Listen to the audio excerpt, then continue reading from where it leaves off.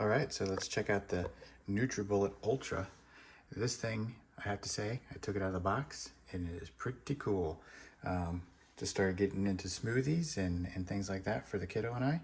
And I have to say, this is a pretty fascinating little device. I had a regular standard Nutribullet before, and it was a lot bigger, bulkier, and didn't really meet my expectations. But this one, the Nutribullet Ultra, is pretty cool. Taking a peek at it here. Sorry if the kitchen's a mess. You don't see any visible buttons on it. It is plugged in. It's ready to go. Just like with every other Nutribullet, it comes with these cups. And basically it's a blender. And you get the little attachments for the cups, and there's a cup that has a handle and another one a little bit smaller than this one, but the same kind of design. It's just a tumbler style.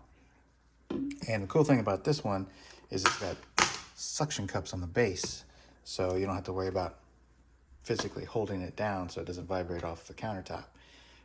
My limited space here on this portion of my countertop, that comes in handy.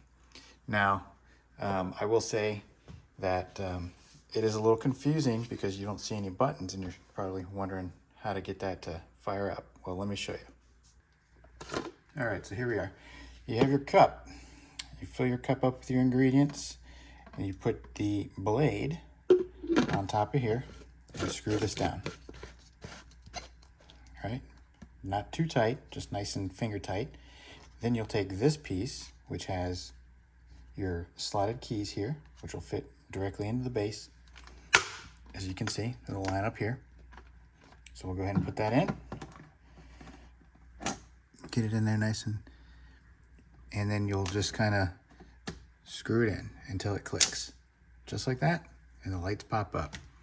The next thing you'll do is pulse, and then the top one is a solid on.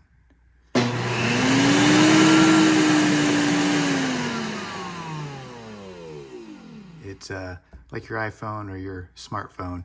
You just touch it and it's ready to go. There's no actual physical pushing of a button.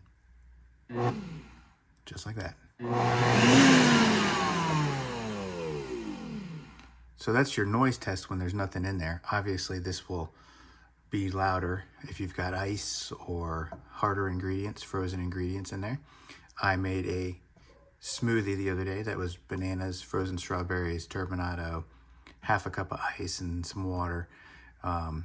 And it was really, your standard blender volume, but it came out nice and smooth.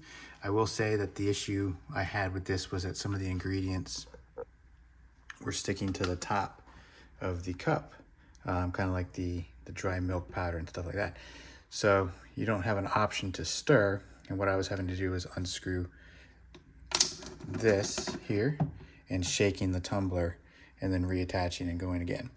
So it's not like a blender where you have a top that you can, stir up and mix. So keep that in mind when you get something like this, all right? So for future reference, I would not put any dry ingredients in first. I would put all your wet stuff in first and the dry ingredients on the top, then screw on your blade attachment and go to town.